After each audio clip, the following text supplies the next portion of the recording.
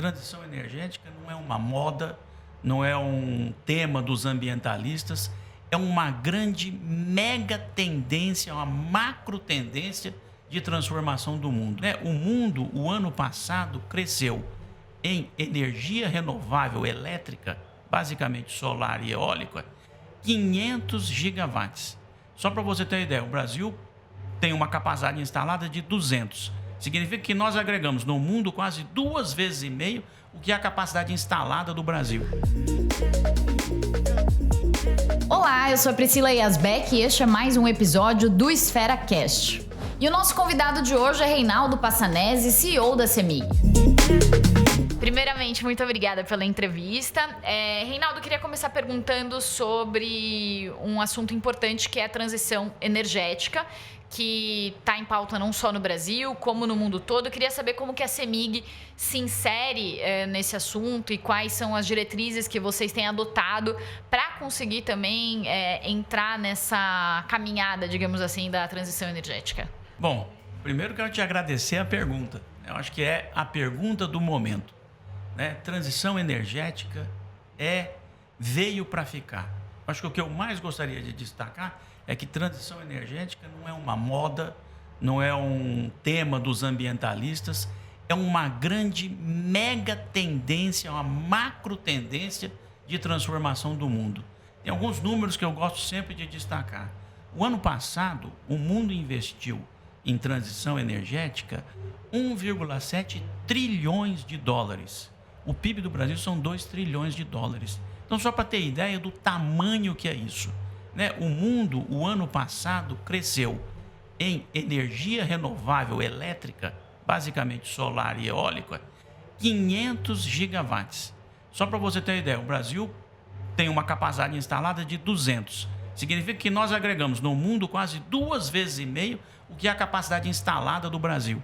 Então, isso é sim uma grande macro tendência global, uma necessidade para a sustentabilidade do planeta e é algo que tem política pública e investimento privado. E dentro desse valor, desse 1,7 trilhões, hoje um dos grandes desafios é não só a gente crescer na parte de geração de energia renovável, por definição, mas também nas redes, né? No que a gente chama de grid, em distribuição, em transmissão, que é para a gente poder conectar toda essa energia nova, intermitente que vem chegando. É aqui que está o grande investimento da CEMIG. Nós temos muito orgulho de dizer que hoje nós estamos investindo, nosso programa de investimento de 2019 a 2028, né, 10 anos, são 50 bilhões de reais. Né? É o maior programa de investimentos da história da CEMIG. Ele é todo focado em Minas e quase 80% dele é em rede. É em rede para distribuição, é em rede para transmissão, que eu acho que é a nossa grande função, é conectar toda essa energia que vem vindo de geração distribuída, do solar centralizado, né, do eólico, de todas as hidrelétricas que nós temos, conectar toda essa energia renovável que o Brasil produz com quem precisa produzir com energia limpa e com o consumidor brasileiro. Então, hoje a gente tem alguns programas, vou aqui falar dois que eu acho que são muito elucidativos do que é este programa de infraestrutura. Um chama Mais Energia. Nós estamos construindo 200 novas subestações, eram 400, então a gente está crescendo 50% a capacidade nesse período, e nós estamos convertendo, muito importante para a agricultura a rede rural da CEMIG é basicamente monofásica. Nós estamos convertendo 30 mil quilômetros de rede monofásica em rede trifásica, que é para você poder colocar a sua irrigação, que é para você poder produzir um café com qualidade, leite, tudo que exige irrigação, tá certo? Só para ter de novo uma ideia, o perímetro da Terra são 40 mil quilômetros. E o que nós estamos fazendo são 30 mil quilômetros de rede monofásica. Eu gosto de brincar que se eu multiplicar por 3, são 90 mil quilômetros de cabo. Então dá para dar várias voltas na Terra. E esse é um setor que está passando por transformações, passou por diversas privatizações. O senhor, inclusive, foi muito importante por 6 anos, trabalhou na Companhia de Transmissão Energética Paulista. E queria saber como que o senhor vê esse processo também de iniciativas de outras privatizações que estão acontecendo hoje? Quais são os benefícios e quais são as desvantagens, digamos, dos processos de privatização? Cito, por exemplo, a Sabesp, que é uma discussão já que acontece há muito tempo. Como que o senhor vê essa questão? Olha, eu venho de uma experiência, participei de muitas privatizações do passado e vejo que o modelo de políticas públicas e regulação liderado pelo Estado e empresas liderado pelo setor privado, para mim é um modelo mais que gera melhores resultados.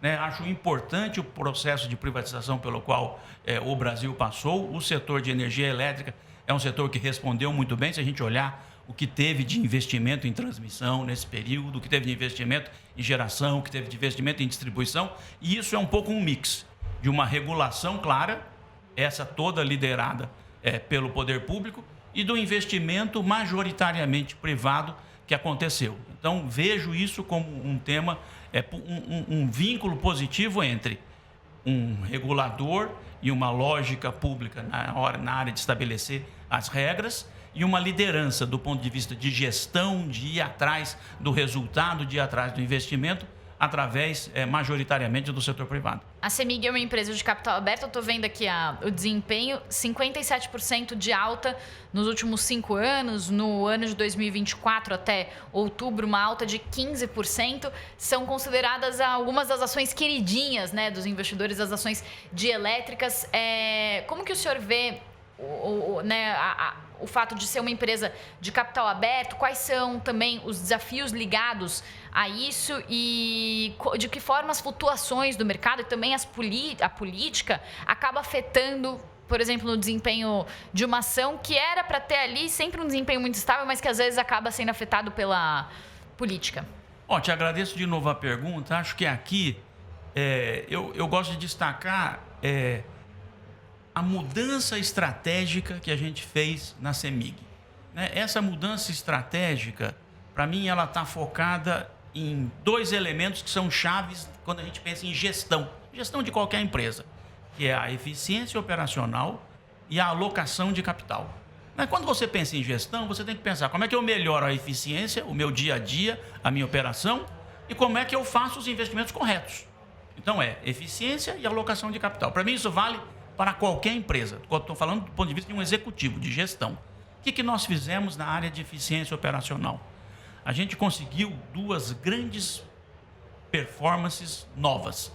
A agência estabelece o que a gente chama de despesa operacional regulatória. Ela coloca na tarifa um valor de despesas. A CEMIG, antes de 2019, gastava muito acima das despesas operacionais regulatórias. Hoje nós estamos gastando abaixo das despesas operacionais regulatórias. A mesma coisa, na tarifa, a ANEEL estabelece um limite para as perdas, para os gatos. Né? A gente tinha perdas acima das perdas regulatórias. Hoje nós temos perdas abaixo das perdas regulatórias. O que significa isso? Significa que a gente ficou com recursos para poder investir.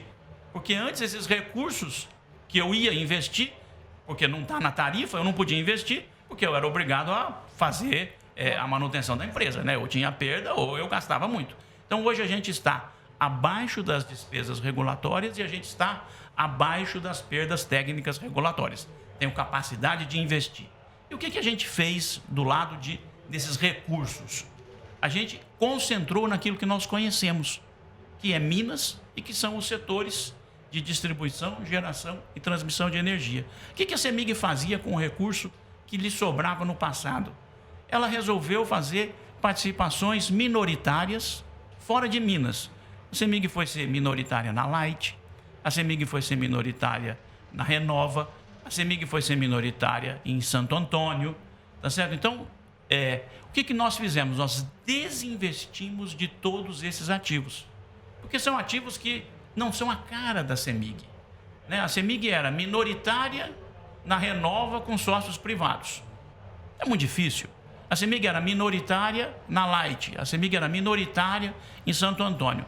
Pegamos e desinvestimos tudo isso. né? E com os recursos que nós economizamos, porque, veja, Light entrou em recuperação judicial, Renova entrou em recuperação judicial, Santo Antônio teve aumento de capital, tudo isso significa que se nós estivéssemos lá, nós teríamos que estar pondo dinheiro lá, tá certo? Para manter essas empresas. Tudo isso a gente economizou na despesa, sobrou recurso, e a gente economizou que a gente tinha necessidade de colocar recursos nessas empresas. Tá certo? Com ampliação de capital, além da gente ter vendido e recebido algum recurso. Tudo isso nós pegamos e falamos assim, vamos investir 100% em Minas, naquilo que nós conhecemos. É esse os 50 bilhões. E eu acho que é isso que nos tornou, que o mercado vê, que justifica a valorização das ações, que nos tornou o que você está chamando aí de queridinha, que eu muito agradeço, tá certo? Por quê? Porque está havendo um esforço de gestão, de ser eficiente do ponto de vista operacional e alocar nas vantagens competitivas da empresa. Os fundos de private equity são ótimos para serem sócios minoritários, mas a CEMIG não é. A CEMIG é boa onde ela conhece, a CEMIG é boa para investir em distribuição, a CEMIG é boa para investir em transmissão, a CEMIG é boa para investir em geração. Quando ela controla, ela é uma empresa, é uma sociedade de economia mista, por isso é tão importante ela ter o controle e, sobretudo, nas áreas que ela conhece. Então, esses 50 bilhões, temos muito orgulho de dizer, é 100% localizado em Minas. Muito rápido que a gente tem que ir para nossas perguntas finais, mas a CEMIG vai aportar 35 bilhões de reais em Minas até 2028 e desse total 23 estão sendo destinados para distribuição. Até o final do ano são 6 bilhões de reais. Isso tudo é fruto dessa economia e dessa mudança de gestão que o senhor falou, certo? E dessa mudança de estratégia, né? De investir minoritário fora de Minas. Voltar para o core. Para investir 100% nos setores regulados em Minas. Agora, então, a gente chegou, infelizmente, ao nosso minuto final, mas vamos para as nossas 5 perguntas, que são perguntas padronizadas para os nossos entrevistados aqui do Esfera Cash. Qual característica sua te fez chegar onde o senhor está hoje profissionalmente? A minha característica talvez seja fazer bem feito. Eu entro e quando eu entro para fazer, eu dou o meu melhor. Então, assim, eu não sou um cara que planejou muito a carreira, mas eu posso dizer que para cada etapa que eu entrei, quando eu entrei, eu foquei o máximo possível em trazer resultado para aquilo que eu estava fazendo. O que o senhor faria diferente na sua carreira? O que eu faria diferente na minha carreira? Poxa vida, acho que a minha carreira foi tão positiva, não sei se eu faria muita coisa diferente, mas talvez ter mais claro a visão de para onde ir. Tá certo? Eu sempre fiz muito bem feito o que eu estava fazendo, mas essa visão de longo prazo, hoje eu vejo que ela é necessária, na minha carreira eu não a usei tanto. Se o senhor fosse presidente, tivesse poder nas mãos, qual lei sancionaria amanhã? Olha, que você está me fazendo uma pergunta, eu sancionaria a lei de ter uma matriz elétrica 100% limpa.